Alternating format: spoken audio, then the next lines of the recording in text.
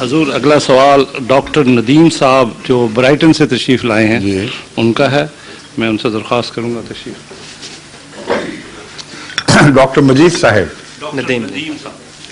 السلام علیکم. جی السلام علیکم. جی میرے پاس 2 سوال ہیں اگر آپ کے پاس ٹائم ہاں کم ہو بالکل. تو. پہلا سوال ہے اسلام میں سود کا جو کانسیپٹ ہے جی ہمیں پتہ ہے کہ آج کل مطلب امپورٹنس اس کی بہت زیادہ ہے. اس کے مطلب سود کے بغیر اس کا کوئی کانسیپٹ نہیں ہے.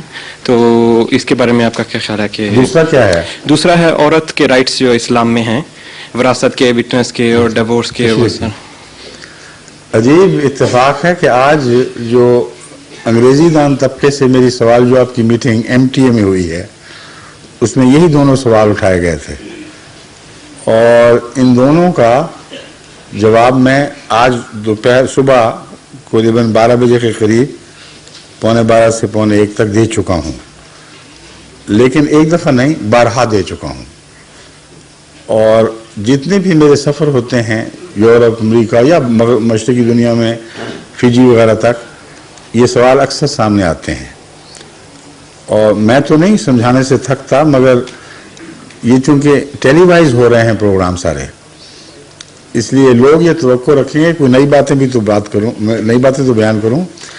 اس لیے آپ کو میرا مشورہ یہ ہے کہ آپ ان ویڈیوز کے متعلق اگر دلچسپی رکھتے ہوں یا آڈیوز کے متعلق جن کا سننا نسبتاً آسان ہے موٹر میں آپ لگا سکتے ہیں وہ جماعت سے حاصل کر لیں اور امید ہے ان سب باتوں کا تفصیلی جواب آپ کو مل جائے گا. سود کے متعلق صرف اتنا کہوں گا کہ یہ ایک نظام ہے. صرف بینک سے قرضہ لینا دینا معاملہ نہیں ہے ایک مالیاتی نظام ہے اور یہ یاد رکھیں کہ اس مالیاتی نظام کو قرآن نے جنگ کے ساتھ چیلنج کیا ہے کہ اگر تم اس کو نہیں چھوڑو گے تو اللہ اور اس کے رسول سے جنگ کے لیے تیار ہو جاؤ. مگر کون سی جنگ اسلامی اس بات پر لڑی گئی ہے؟ کبھی سنا ہے آپ نے؟ مگر لڑی جاتی ہیں کیونکہ اس کا مطلب علماء سمجھتے نہیں. مراد یہ تقدیر الہی سے تم ٹکراؤ گے اور سودی نظام ہمیشہ جنگوں پر منتج ہوگا.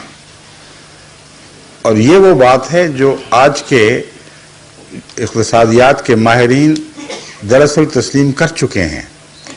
اور پہلی عالمی جنگ اور دوسری عالمی جنگ کے پس منظر میں آپ کو ایسا عالمی مالی بحران دکھائی دے گا جس کی بنا سودی نظام کا طبی نتیجہ تھا اور جنگیں بھی سودی نظام پر پنپتی ہیں. پھر اگر سودی نظام نہ ہو تو جو جنگ 5 سال چل رہی ہے وہ 5 مہینے بھی مشکل سے چلے گی.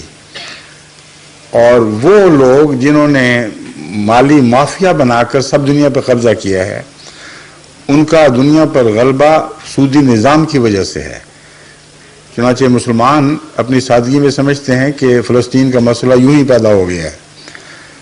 انگریزی حکومت اور اس طرح بعض دوسری حکومتوں کو یہود نے جنگ کے موقع پر قرضے دیے تھے اور اتنے قرضے دیے تھے کہ جن کے بغیر وہ جنگ چلا نہیں سکتے تھے اور وہاں کمٹمنٹ ہو چکی تھی ان کی.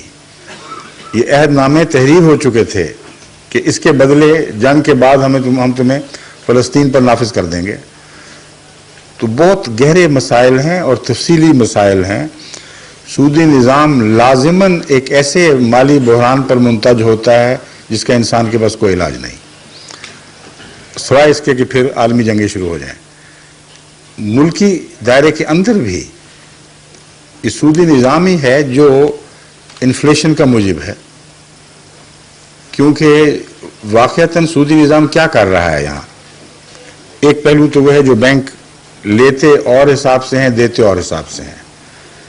ان کا لینا زیادہ کڑی شرطوں پر اور مہنگی شرطوں پر ہے نا. سود دینا کم ہوتا ہے بہت اور جب لیتے ہیں سود تو بہت کھلے ہاتھوں سے لیتے ہیں یعنی ڈپازٹ کے بدلے کم دیتے ہیں اور قرضے کے بدلے زیادہ لیتے ہیں. اور قرآن کریم نے اس کو ایک الگ دائمی برائی کے طور پر بڑی سختی سے کنڈیم کیا سورہ المطففین میں. دوسرا پہلو یہ ہے کہ ہوتا کیا ہے اس کے نتیجے میں. ہوتا یہ ہے کہ ہماری جو قیمت خرید ہے یعنی ہم عام انسانوں کو شہریوں کی وہ بہت بڑھ جاتی ہے اس آمد سے جو ہماری آمد ہے. جو چیز میں نے 5 سال میں کمانی ہے وہ میں پہلے سال ہی سودی قرضہ لے کے خرچ کر سکتا ہوں اور کاریں خرید سکتا ہوں, فریج بنا سکتا ہوں اور اسی قسم کی اپنی دلچسپی کی چیزیں لے کر, ٹیلی ویژن ماڈرن چیزیں سب لے کر ایک عیاشی کی زندگی میں پہلے سال ہی داخل ہو سکتا ہوں اور یہ بینک کا احسان ہے. مگر اگلے 5 سال کے لیے میری قیمت خرید ختم, بلکہ جتنا میں نے جمع کرنا تھا اس عرصے میں اس سے کئی گنا زیادہ میں بینک کو دے رہا ہوں اس ہرجانے کے طور پر کہ میں نے بے صبری سے اپنی خواہش کو جلدی پورا کیا ہے.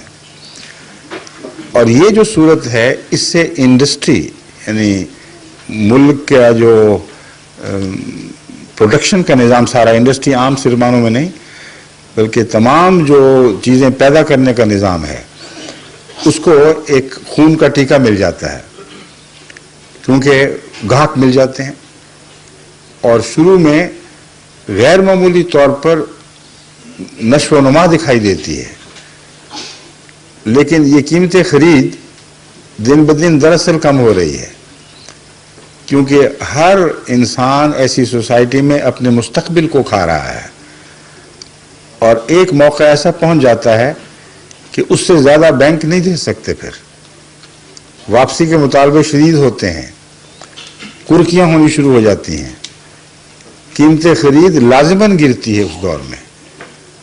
اور جب گرتی ہے تو ساری انڈسٹری, تمام وہ شعبے جو پیداوار سے تعلق رکھتے ہیں ان کے اوپر گہرا منفی اثر پڑتا ہے.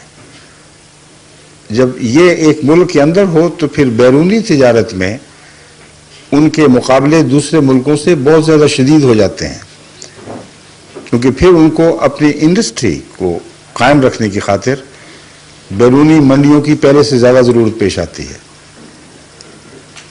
ایک یہ مسئلہ بھی ایسا ہے جس کا سود سے تعلق ہے. دوسرا یہ کہ جھوٹا معیار زندگی جب ایک دفعہ بلند ہو جائے تو کوئی سیاسی حکومت اس کو گرا نہیں سکتی. پھر اگر وہ سادگی کا مشورہ دے, ایسے قانون بنائے جس سے معیار زندگی گرے تو اس حکومت کو عوام الناس اتار کے باہر پھینک دیں گے. وہ کہیں گے ہمیں اس سے زیادہ دو, اور زیادہ وہ دے نہیں سکتے کیونکہ کہاں سے لائیں گے.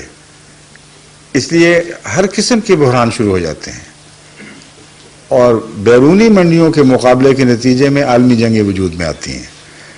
مختصراً میں آپ کو یہ بتا رہا ہوں, اس کی تفصیلی بحث آپ کو آڈیو اور ویڈیو میں مل جائے گی انشاءاللہ. امید ہے آپ کو مطمئن کرنے کی مجھے بنے گی. دوسرا سوال بھی تھا کوئی؟ وہ بھی آپ نے کہا کہ آڈیو ویڈیو, ہاں وہ بھی ہے, بالکل صحیح ہے. ٹھیک ہے.